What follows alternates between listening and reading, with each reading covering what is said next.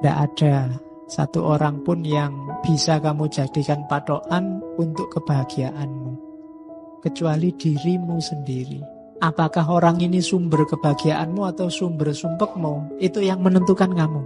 Kita selalu membandingkan dengan orang lain, itu sumber kita sumpek. Atur sendiri jurnemu. Hiduplah dengan bahagia. Saya yakin Allah itu nyuruh kita hidup di muka bumi ini untuk bahagia. Mengaji hening bersama Dr. Fahrudin Faiz.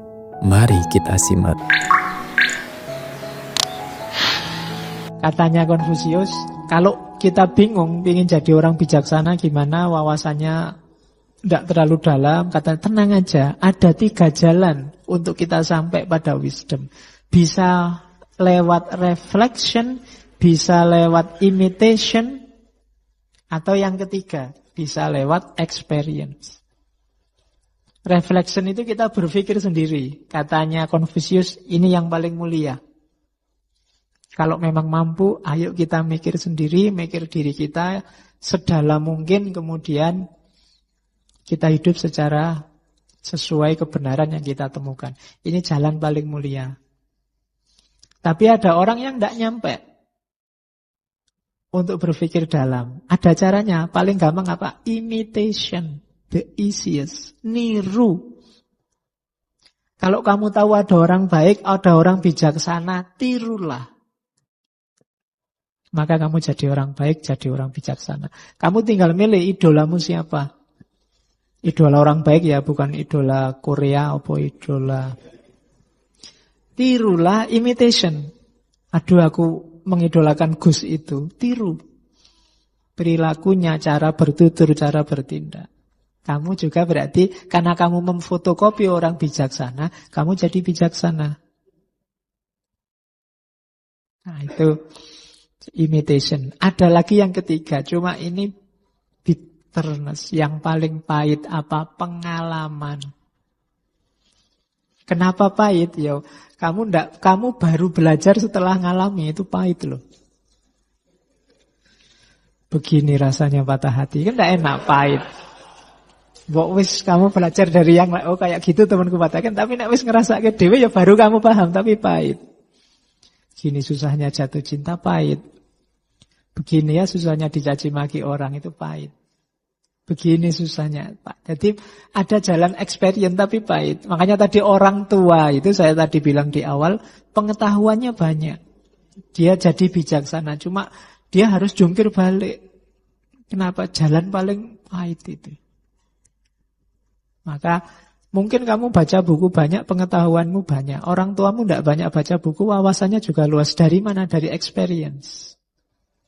Ya jelas lebih capek, lebih sakit-sakit orang tuamu. Karena pengalaman.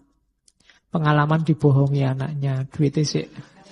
Ya, kampus tidak ada bayar, ini bayar, beli buku. Padahal duitnya habis buat beli pulsa. Jadi orang tuamu ya ngerti lah. Orang tuamu biasanya nggak mikir alasan. Yang penting anakku lagi butuh duit, dikasih alasan apa aja, diyani aja. Ya, karena mungkin orang tuamu ngalami yang pahit-pahit, dia pengen anaknya ndak ngerasain pahit. Tapi anaknya ya kaya ngono. Oke, jadi itu Konfusius, contoh wisdom dari negeri Cina. Ini jargonnya Socrates. The only true wisdom is in knowing you know nothing. Ini banyak dikutip di mana-mana. Jadi ada shortcut hari ini. Kalau kamu memang minat masuk ke dunia kebijaksanaan, ingin jadi orang bijaksana, ada jalan gampang. Merasalah jadi orang yang tidak tahu apa-apa. Itu pasti kamu bijaksana. Orang yang merasa tidak tahu itu yang pertama pasti tidak minteri. Yang kedua dia pasti siap untuk selalu belajar. Tidak mungkin dia menghakim-hakimi orang lain, menyalah-nyalahkan orang lain, menyesat-nyesatkan orang lain. Karena dia merasa aku itu tidak tahu. Oh, ini mahal. Kelihatannya simpel, mungkin kamu kutip di mana-mana, tapi dijalankan berat. Merasalah bahwa kamu tidak tahu. Kalau tidak percaya, kamu baca postingan Facebookmu selama ini, timeline ke belakang aja. Nadanya mesti nada kamu minteri, merasa kamu tahu, merasa kamu ngerti. Iya. Karena kalau kamu tidak ngerti, mesti tidak posting apa-apa. Begitu kamu posting, pasti kamu merasa ngerti. Itu salah satu parameter bahwa justru kebijaksanaan itu diawali dari kamu jangan merasa tahu dulu. Karena kalau kamu sudah merasa tahu, kayak gelas yang sudah ada isinya. Ya kamu tidak akan berubah dari situasimu hari ini. Karena apa? Tidak ada isi baru yang bisa masuk. Isi lama masih penuh. Bahkan Allah juga mungkin tidak bisa masuk dalam dirimu. Kamu penuh tentang konsep-konsepmu sendiri tentang Allah.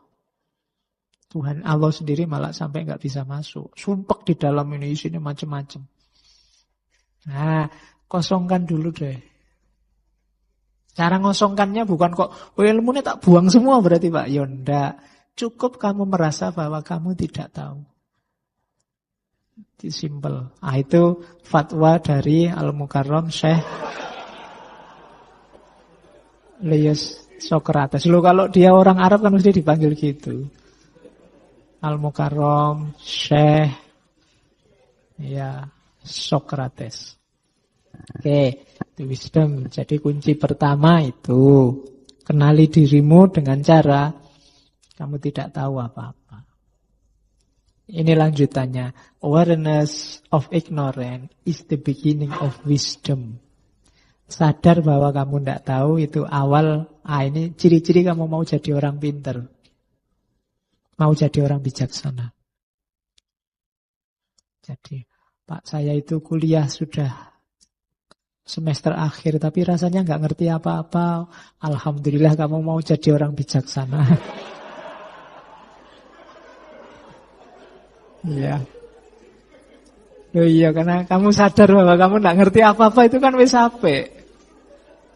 Jadi banyak loh yang nggak ngerti kalau dia itu nggak ngerti apa-apa. Jadi alhamdulillah kamu sudah sadar bahwa kamu itu.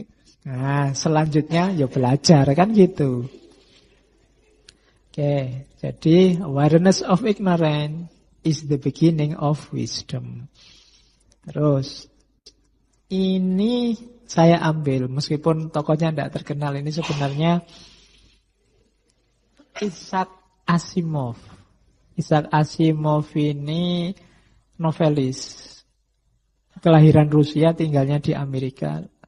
Biasanya nulis fiksi ilmiah. Nanti filmnya yang bukunya, novelnya difilmkan. Ada film judulnya I, Robot. Ya, yang main Will Smith. Oke, ya saya tidak tahu kalian apa ngikuti dunia perkembangan film.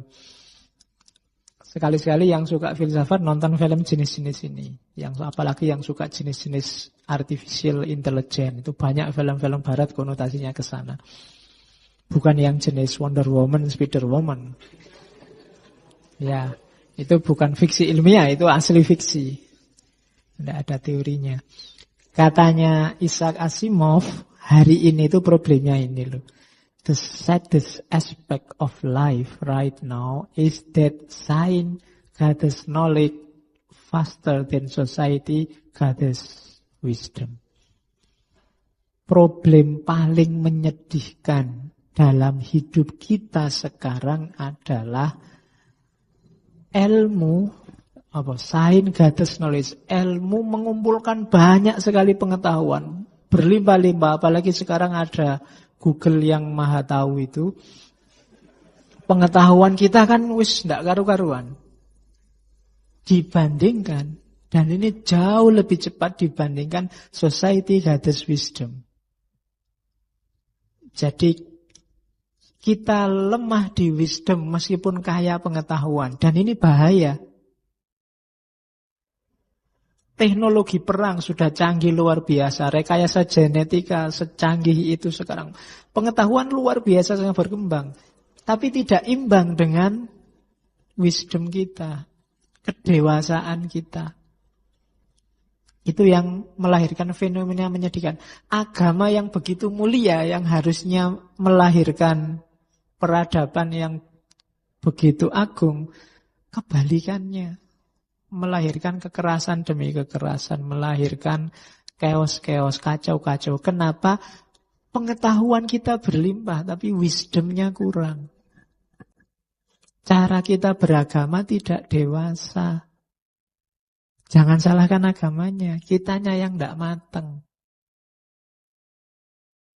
Itu yang berfatwa Ishak Asimov, novelis, penulis science fiction. Oke, jadi ini yang berhubungan dengan wisdom. Ini beberapa quote wisdom yang saya suka, kalian boleh pakai. Yang pertama, ini contoh-contoh wisdom ya, nanti setelah ini kita cuma ngomong contohnya. Ini contoh wisdom. Saya ngasih yang Inggris-Inggris, bukan yang Arab-Arab. Kalau yang Arab-Arab, kamu tinggal nyetel TV kalau pagi banyak. Ya, daripada saya ngulang-ngulang, nanti dimarahi. Bukan ustadz kok ngomong ceramah agama nanti gitu. Oke, yang pertama, ini 7 ini bisa kamu print taruh di kamar. Make peace with your past, so it doesn't spoil your present. Oh, itu lumayan. Berdamailah dengan masa lalu biar tidak mengacaukan masa kini. Saya bilang quote itu kamu pakai di ruang dan waktu yang pas. Kalau kasusnya keliru, kamu pakai dalil ini bisa keliru juga. Pak, saya itu tidak lulus-lulus. Cuma kan tidak apa-apa ya Pak, berdamai dengan masa lalu. Tidak lulus tidak apa-apa. Enggak. Yo, kalau ini contohnya misalnya kamu habis diputus pacarmu tidak bisa move on. Nah, make peace with your past. Ini bisa dipakai. Itu caranya pakai dalil. Ruang dan waktunya harus pas. Kalau keliru ya tidak nyambung. Kalau kita tidak bisa berdamai dengan masa lalu, ya kalau bahasa anak hari ini kita tidak bisa move on. Kayak naik motor yang terus-terusan lihat spion. Tidak ngerti di depannya ada apa. Polisi pun dicuekin. Wong kamu lihat spion. Nah, jadi tidak berdamailah. Pak, tapi saya tidak bisa lupa Pak. Tidak masalah, tidak bisa lupa. Ya ingat aja, wong kita manusia. Ya memang akalnya masih waras, apa-apa ya masih ingat. Aku akan melupakanmu. Tidak mungkin selama masih waras loh ya.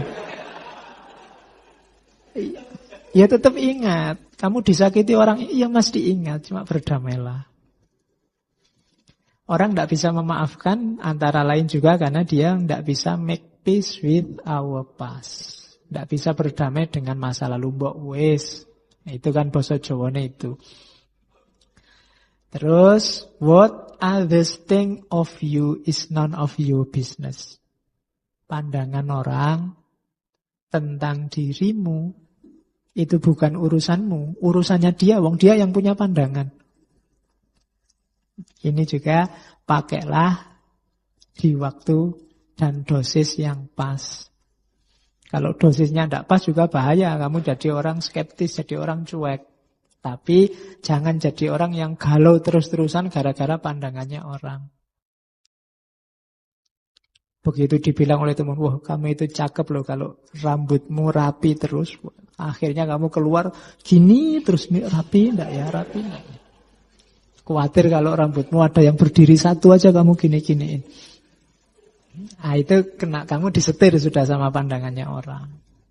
Enggak, pendapat apapun orang tentang dirimu itu milik dia yang berpendapat, bukan milikmu.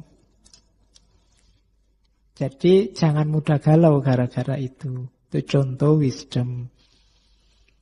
Ini wisdom yang sering kita pakai. Time heals almost of everything. Give the time some time. Sakit apapun, sumpek apapun, dan kalau kita kebingungan obatnya apa, serahkan pada waktu. Kayak ya, biarin aja nanti lama-lama sembuh sendiri kok. Mungkin kamu pernah ngadapi masalah, duh gimana ini keluarnya, jalan keluarnya apa. Nggak ketemu-ketemu, ya wis. Tunggu aja besok sembuh sendiri pada saatnya. Cuma ya bedanya ada yang lama, ada yang cepat. Tapi selama masih ada waktu, ya pada saatnya. Dulu mungkin nenek moyang kita bosennya luar biasa loh dijajah Belanda itu. 350 tahun itu membayangkan nggak dijajah itu mungkin nggak nyampe di pikirannya. Nggak ada Belanda itu nggak nyampe di pikirannya. Tapi kan tenang aja, berontak bolak-balik ya kalah. Lama-lama kan juga selesai. Time. Hari ini kita galau luar biasa. Umat Islam itu loh mundur. Kita strategi apapun gagal untuk bangkit. Yang menang kok barat terus. Apa-apa ada durasinya. Ya tinggal lama apa cepat kan gitu aja. Pada saatnya pasti bukan barat lagi. Pusat peradaban. Entah kapan. Ya sapa ngerti nanti tiba-tiba ono banjir, ono gempa bumi, ono apa kan bisa. Durasinya selesai sudah. Jadi ndak. Kalau kamu punya sakit apapun yang kamu bingung jalan keluarnya, serahkan pada waktu. No one is reason of your happiness except yourself. Ini contoh kebijaksanaan lagi. Tidak ada satu orang pun yang bisa kamu jadikan patokan untuk kebahagiaanmu. Kecuali dirimu sendiri.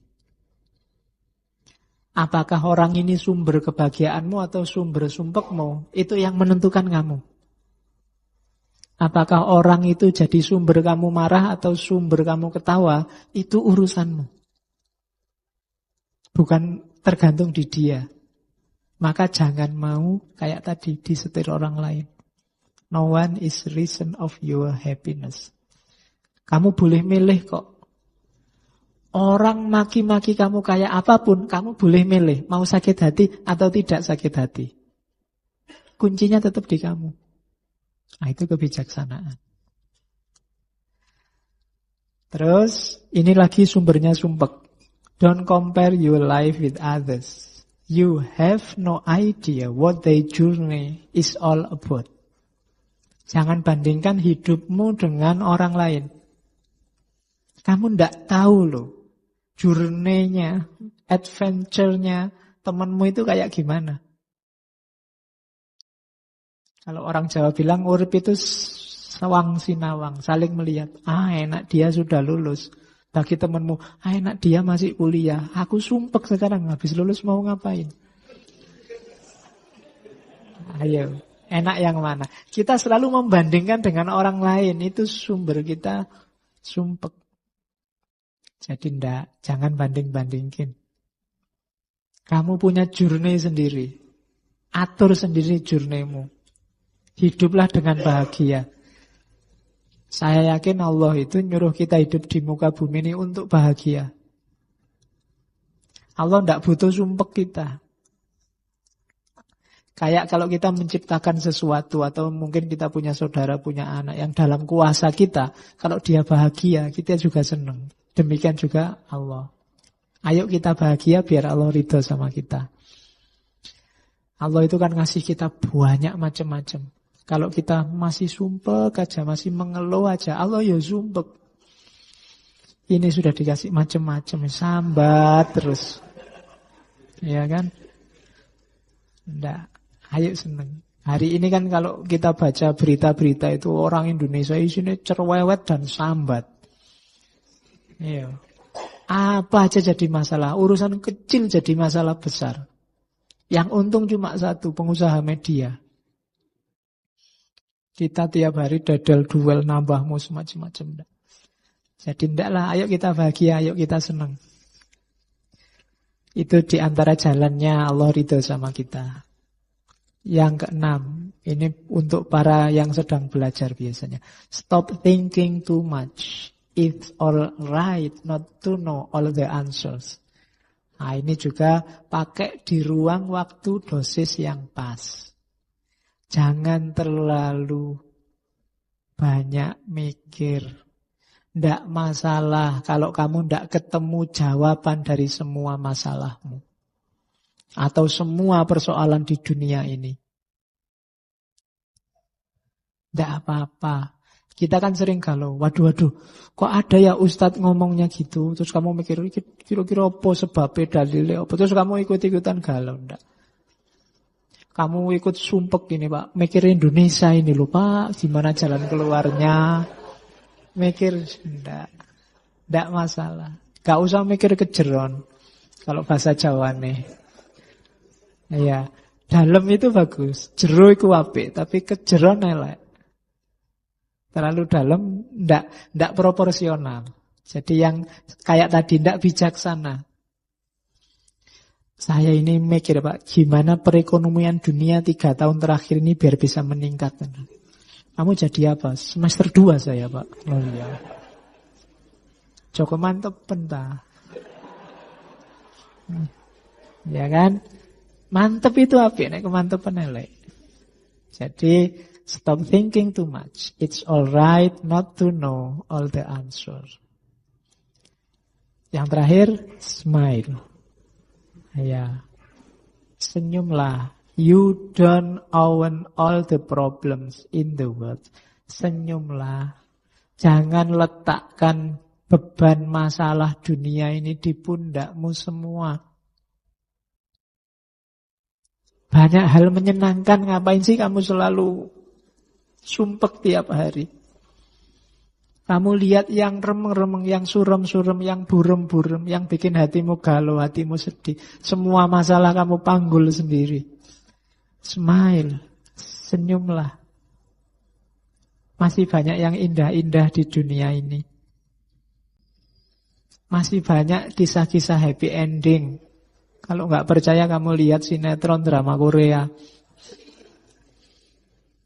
Ya kan? Senyumlah. Jangan merengut terus, ojo nesu terus tuh. Dunia tidak jadi lebih baik dengan kita marah-marah senyum. Nggak cocok sama orang, senyumi dia. Iya. Oke, kalau nggak percaya coba aja. Asal jangan senyum-senyum sendiri. Senyum, ketemu siapapun senyum. Senyum itu sedekah. Jadi perbanyak sedekah sama orang lain. Saya tidak membayangkan ya, misalnya Islam garis kelas, ketemu Islam liberal, terus begitu ketemu senyum. Itu kan hilang masalahnya. Tidak jadi maki-maki. Jadi, yuk smile. Don't own all the problem in the world. Jangan kamu panggul sendiri problem seluruh dunia. Tidak. Kamu punya kapasitas sendiri, punya problemmu mungkin mahasiswa ya lulus yang cepat, berbakti pada orang tua dan kayak gitulah, tidak masalah. Tapi kalau urusan-urusan besar, ya kamu boleh urun rembuk tapi tidak harus bikin kamu galau. Senyumlah. Nah, ini contohnya wisdom, hasil-hasilnya filsafat. Belajar hikmah itu bisa nyampe pada titik-titik kesimpulan semacam ini. Ada lagi saya bawa. Give but don't allow yourself to be used. Oh ini juga. Kan banyak orang nyuruh kita share, berbagi, memberi. Tapi, iyalah ayo kita berbagi tapi don't allow yourself to be used. Jangan biarkan dirimu dimanfaatkan orang lain untuk kepentingan mereka. Love, but don't allow you have to be abused. Mencintailah, tapi jangan biarkan hatimu disakiti. Trust, but don't be naive. Percayalah, tapi jangan naif. Naif itu dikira nanti bolak-balik. Saya tetap percaya kok, Pak. Enggak, itu namanya naif. Iya, kita harus percaya, kita harus setia, tapi jangan naif. Trust, but don't be naive. Listen, but don't lose your own voice. Dengarkan ya, baca ya, ikuti pendapat orang lain ya, but don't lose your own voice. Tapi jangan kehilangan suaramu sendiri. Kamu pribadi yang punya jati diri sendiri, punya pendapat sendiri, punya gagasan sendiri, punya suara sendiri. Iya, kita harus mendengarkan orang lain, tapi jangan lupa kedirianmu sendiri. Listen but don't lose your own voice. Jangan kehilangan suaramu. Itu tadi contoh-contoh. Ini juga contoh dari Plato untuk orang-orang hari ini. Wise men speak because they have something to say. Fools because they have to say something.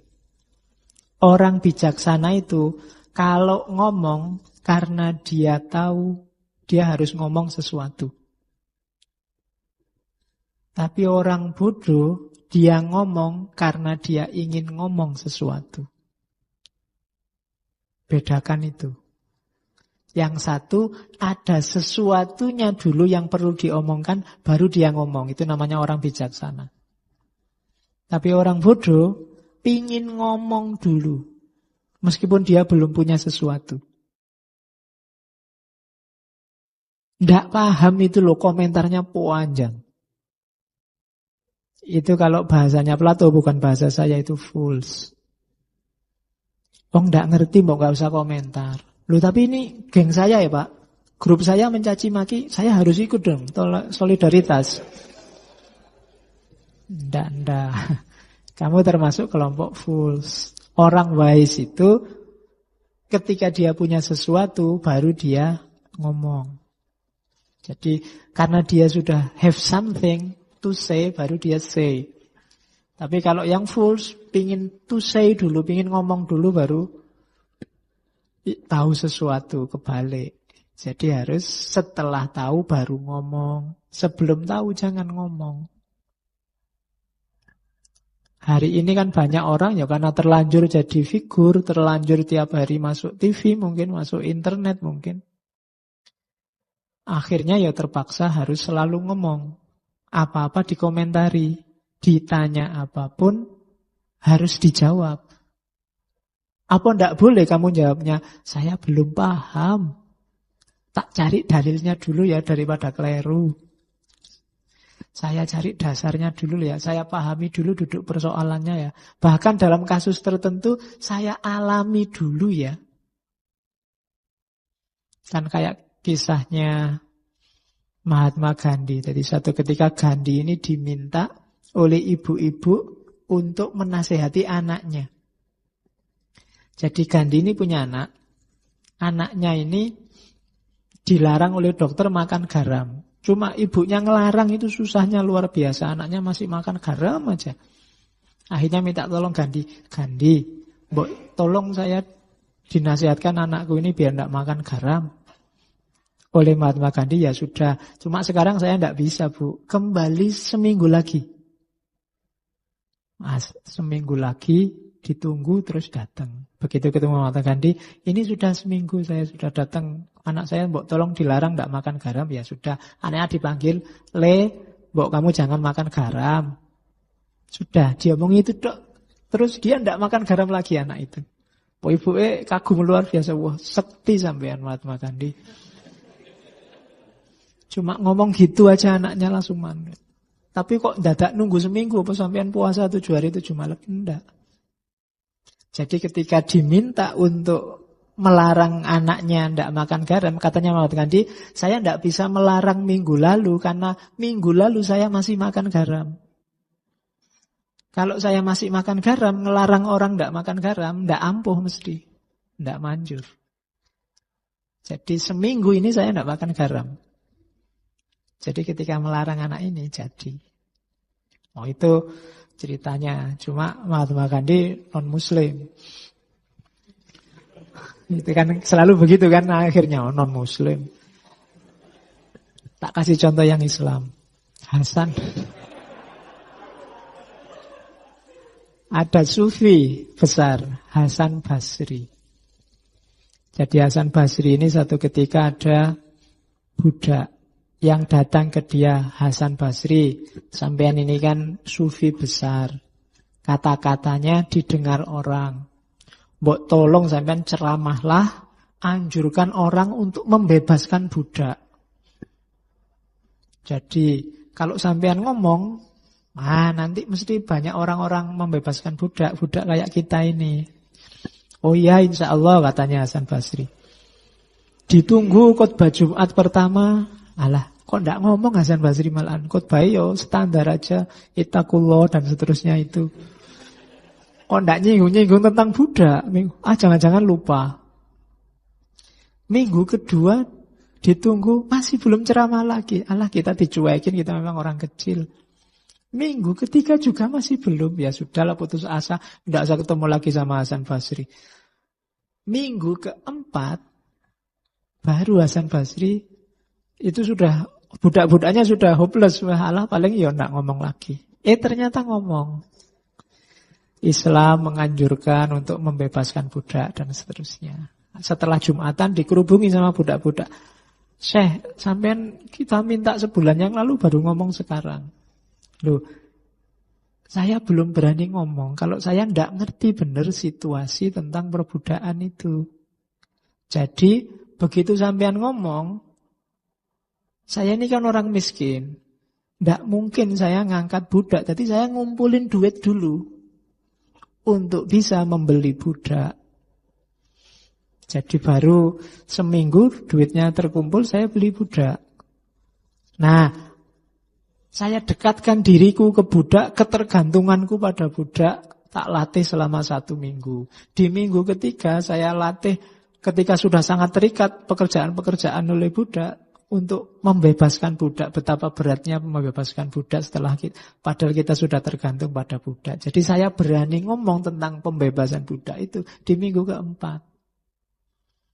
Nah, jadi lebih ampuh. Kenapa? Yang ngomong ngalami sendiri. Oh, itu contohnya Islam ada toh. Jadi itu hati-hatinya ulama zaman dulu. Dia tidak ngomong sesuatu yang dia tidak menjalankan. Wise men speak because they have something to say. Fools because they have to say something. Itu Plato. Terima kasih sudah menyimak. Semoga channel Mengaji Hening bersama Dr. Fahrudin Faiz selalu bisa memberikan ilmu, motivasi, dan kebermanfaatan. Salam sehat dan bahagia.